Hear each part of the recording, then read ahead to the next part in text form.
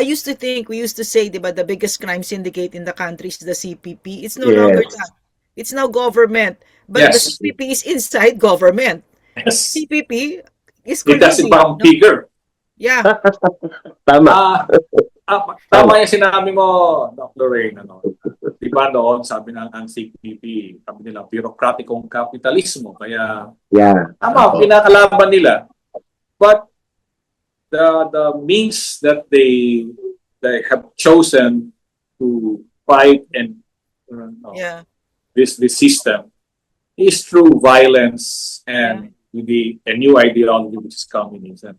But remember that history has shown, kita ang history ng Pilipinas, na kaya natin itong baguhin.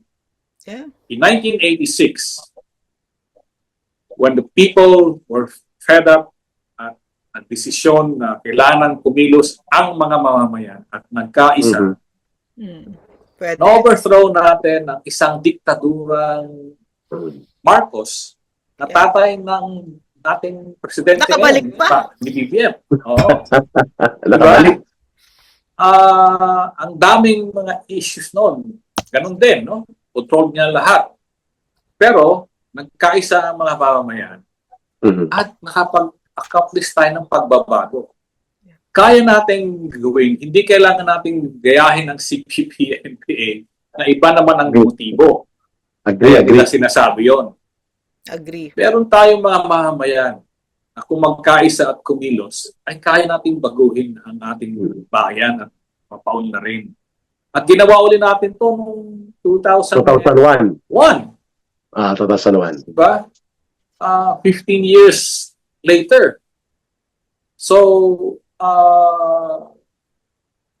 if we really want change, gusto nating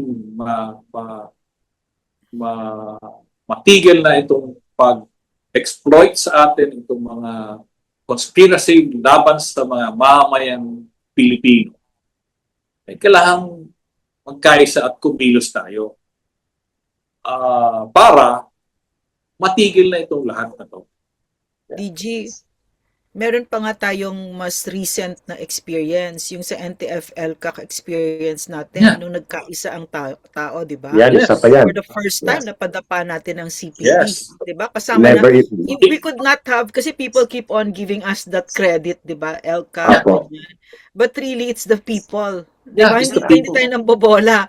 It's really the Filipino people na sinamahan ninyo kami sa laban na ito. And we really, that was such a wonderful experience, no? DG Eric, no? Yung naramdaman natin yung suporta ng tao na... At saka we were winning the war. Yes. Overwhelming. DG Eric, to this day, kasi my measure kasi, the way I measure it, no, is going to their website, to their Facebook pages, for instance.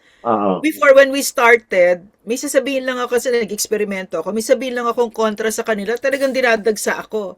But now, no more. Now, they're gone. People on their own, the Filipino people, I'm just sitting there and just monitoring.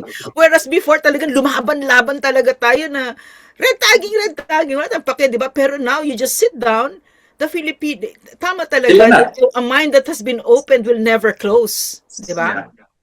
It's a wonderful experience, no? Ikaw nagpaliwanag niyan, DG, yung hindi magtatagumpay ang whole of government approach kung wala ang whole of nation participation. Yes.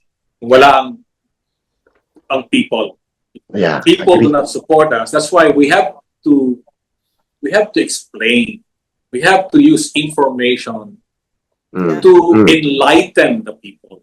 In the same manner, itong Bigwas ng Agila is one way of enlightening our people. Ipapaalam natin sa bayan anong nangyayari sa mga kababayan natin, anong nangyayari sa ating bayan, anong problema, para alam nila at sila ang magdesisyon.